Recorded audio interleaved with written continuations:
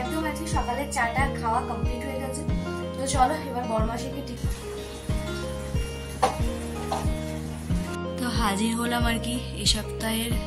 হ্যাঁ করে কাঁদছে দেখি একটু মুখ। হ্যালো বন্ধুরা, ওয়েলকাম টু মাই চ্যানেল। সবাইকে স্বাগত, আমার সবাইকে very very very good morning. আর সকাল সকাল এক কাপ গরম গরম চায়ের সাথে তোমাদের সবাইকে স্বাগত। তো চলো, আশা করি ভিডিওটা ভীষণ ভীষণ ভীষণ ইন্টারেস্টিং হয়ে যাবে। So let's go. তো একদম আজকে সকালে চাটা খাওয়া কমপ্লিট হয়ে গেছে। তো চলো এবার বড়মাসিকে টিফিনটা দিয়ে আসি আর দেখি বাজার কি নিয়ে আসা যায়। তো চল যাওয়া যাক। তো বড়মাসিকে টিফিন দিয়ে আর কি বাড়িও চলে আসলাম। আর আসার সময় আর কি যেটা কালকে খুঁজছিলাম আর কি, তো সেটা পেয়ে গেছি। আজকে দোকানটা খোলা ছিল, এই যে এই শেঁকা পরোটার সাথে একটুখানি ছোলার ডাল। তো এই কম্বিনেশনটা আমার বেশ ভালো লাগে, বেশ মানে এই দোকানের খোঁজটা অবশ্যই বড়মশাই দিয়েছে। তো বেশ ভালো আর কি, মানে একদমই শেঁকা পরোটা যাকে বলে, মানে জাস্ট এক ফোঁটা তেলে আর কি পুরো দুটো পরোটা হয়তো ভেজেছে এরকম ব্যাপার। তো চলো আপাতত টিফিন করে একটা জিনিস বানাবো ভাবছি। তো ওটার যদি কিছু জিনিস না থাকে তো আবার আমাকে একটু বাজারের দিকে যেতে হবে। তো চলো আগে টিফিনটা করে নিই, তারপরে আর কি আদার্স সব কাজ করবো। তো চলো চলেই এসছি আর কি নিচে। আর এখানে রান্নাবাড়ি মোটামুটি শুরু হয়ে গেছে। আর বাজারে আর যাইনি, মানে যে পথটা করতে ভেবেছিলাম তো বড়মশাই বললো না থাক, আজকে বাদটা অন্য কোনো সময় করবে। ভালোই হলো। তো এই যে এখানে মোটামুটি সব আয়োজন শুরু হয়ে গেছে। তো চলো রান্নাবাড়িটা সেরে নিয়ে আবার পুজো আছে বৃহস্পতিবারে, সরি তোমার সাথে শেয়ার করবো। তো চলো আগে রান্নাটা এখন চুটকি নাড়ে একটা নাড়াটা কমপ্লিট করো, তারপর হচ্ছে দেখাচ্ছি যে আজকে বৃহস্পতিবার মেনুতে কী কী রয়েছে। একদম হালকা পাতলাই মেনু, তো তোমাদের সাথে শেয়ার করতেই হবে। তো চলো আজ দুপুরে আর কি লাঞ্চ মেনু নিয়ে হাজির তোমাদের সামনে। তো এই যে প্রতিদিনের মতো ডাল মাস্ট, সাথে এখানে বেগুন ভাজা, আলুর একটা ঘ্যাট, আর সাথে রয়েছে এখানে চিংড়ি মাছ দিয়ে আলু দিয়ে একটা ঝাল। তো এই হচ্ছে সিম্পল সোবার লাঞ্চ মেনু।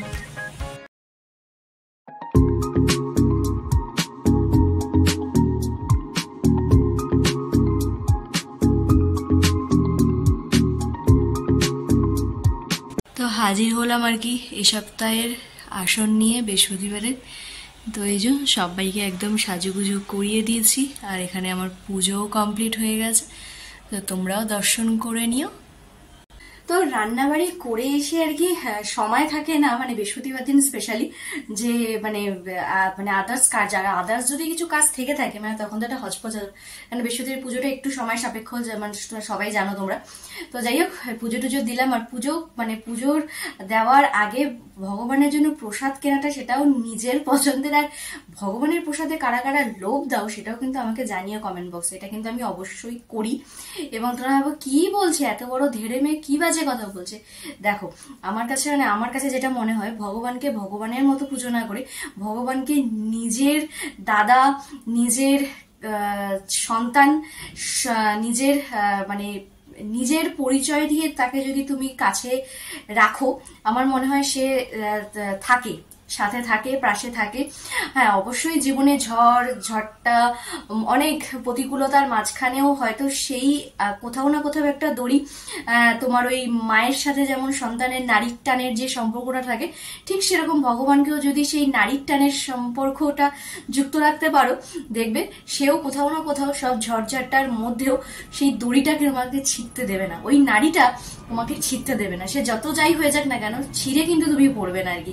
হোঁচট খেতে খেতেও উঠে তুমি দাঁড়াবে। তো এটা আর কি আমার সাথে অনেকবার হয়েছে, তাই তোমাদের সাথে শেয়ার করলাম আর কি। এই ভগবানকে ভগবানের মতো পুজো না করে আমি যেটা করি আর কি, ভগবানকে ভগবানের মতো পুজো আমি কিন্তু একেবারেই করি না। ভগবানকে আমি আমার নিজের প্রাণনাথ হিসাবেই তাকে আমি পুজো করি। তার কাছের বসা, তার সাথে কথা বলা, তার ভোগে লোভ দেওয়া, যেমন একটা ফ্যামিলিতে যেরকম করে ছোট ছোট মানুষরা, ঠিক সেরকমই আমি তো তাদের কাছে অনেক ছোট একজন মানুষ। তো সেই ছোট্ট একটা সন্তান হিসাবে তাদের সাথে এরকম করতে আমার মনে হয় না ভগবান আমাকে পাপ দেবে আর কি। তো এই হচ্ছে ব্যাপার। তো জাস্ট প্রসাদ খেলাম। তো চলো আবার এখন বর্মশাইয়ের জন্য অপেক্ষা করার পালা। তো আসুক, তারপর খাওয়া দাওয়া আছে, তারপর একটা জায়গাতেও যাওয়ার আছে। তো দেখা যাক কতটা কি হয়, কি ব্যাপার সবই তোমাদের সাথে শেয়ার করবো, জানাবো আর কি। তো চলো আপাতত দেখি, একটু বর্মশাইয়ের জন্য অপেক্ষা করি, আবার লাঞ্চ থালি নিয়ে আসছি। বেশ খেয়ে দিয়ে উঠতে উঠতে ঘড়ির কাঁটায় হয়ে গেছে তখন প্রায় 5:40 আর কি, মানে বুঝতেই পারছো অবাক হওয়ার কিছুই নেই। মানে আমাদের তখন আর কি দুপুরের খাওয়া কমপ্লিট হলো আর কি। তো খেয়ে আর কি আর আমি রেডি শেডি হয়েই নিয়েছি। তো আমি যাচ্ছি একটুখানি ননদের বাড়ি, মানে আমি মানে বর্মশাও যাবে, তো একটুখানি বিশ্রাম নিয়ে নিয়েছি, কারণ দোকান টোকান দিয়ে করে এসছে আর কি, 10-15 মিনিট বিশ্রাম নিয়ে নি, তারপরে আর কি 11:30 নাগাদ বেরোবো আর কি। তো চলো আপাতত যাওয়া যাক। আর এই ছোট পুটকিটার সাথে বেশ অনেকদিন পর দেখা হবে, আর ওর সাথে দেখা করতে হলে চুটুর পুটুর নিতেই হয়, চুটুর পুটুর নিয়ে নিচ্ছি। মানে আমার লাইফে এখন দুখানা মানে চুটুর পুটুর আর কি, মানে একটা আমাদের নদিয়া ডিস্ট্রিক্টে, একটা এইদিকে আর কি। তো যাই হোক, তো চলো এবার একটুখানি 10 মিনিট রেস্টে নিয়ে বেরোনোর সময় তখন আসছি। বেরিয়ে পড়লাম ননদের বাড়ি যাওয়ার উদ্দেশ্যে। যাওয়ার আগে কিছু টুকটাক জিনিসপত্র নিয়ে নিলাম, কেন কী ব্যাপার সেটা পরেই তোমরা জানতে পারবে। তো এই সব একদম ঝাঁকুনি সূর্য করে ভিড় বাসে ঠেলা গুতিয়ে চলে আসলাম আমার ননদের বাড়ি। আর ননদের বাড়ি আসার মূল কারণটা জানো কি, দেখাচ্ছি, দেখো তো তোমরা চিনতে পারো না। দেখি একটু মুখটা দেখি একটু, এইটুকু ব্যাস ছোট্ট পুঙ্গলুকে আদর টাদর করে এবার বাড়ি আসার পালা। আর কি বেরিয়েও পড়লাম ননদের বাড়ি থেকে। তো চলো এবার বাড়ি যাওয়া যাক। তো এখানে আবার একটু গাড়িটা দাঁড়ালো গাড়িকে একটু তেল খাওয়ানোর জন্য। তো চলো গাড়িকে একটু খাবার দাবার খাইয়ে তারপরে বাড়ি যাওয়ার পালা দিয়ে এখন আমরা যাবো আর কি বাড়ির দিকে। তো চলো, মানে বাড়ির দিকে নয়, আমরা এখন বাড়িতে উঠবো না, আমরা এখন যাব হচ্ছে পক্ষীরাজে উঠবো। চলে আসলাম আর কি, এই যে বড়মশাই যাচ্ছে আর কি মামুনির খাবার দাবার আনতে, আর আমরা আর কি আসলাম আমাদের এখানে। তো চলো আজকে একটুখানি খাওয়া দাওয়া করা যাক। তো তোমাদের তো হয়তো মনে প্রশ্ন আসতেই পারে যে ননদের বাড়িতে গেলাম চলে আসলাম রেস্টুরেন্টে খাওয়া দাওয়া করতে, কেন? তো কোনো চাপ নেই, তোমাদের প্রশ্ন একদম ক্লিয়ার করে দিচ্ছি আমি। তো আমার ননদের বাড়িতে চলছে ওষুধ, তো সেই কারণেই আর কি ওদের কাছে ভবিষ্যৎ দিতে গেছিলাম। যেহেতু ওষুধ চলছে তো ওদের বাড়িতে অবশ্যই খাওয়া দাওয়া করা যাবে না, তো সেই কারণে একটু বেশি চলে আসলাম আর কি বাড়িতে, এখানেই রেস্টুরেন্টটাতে।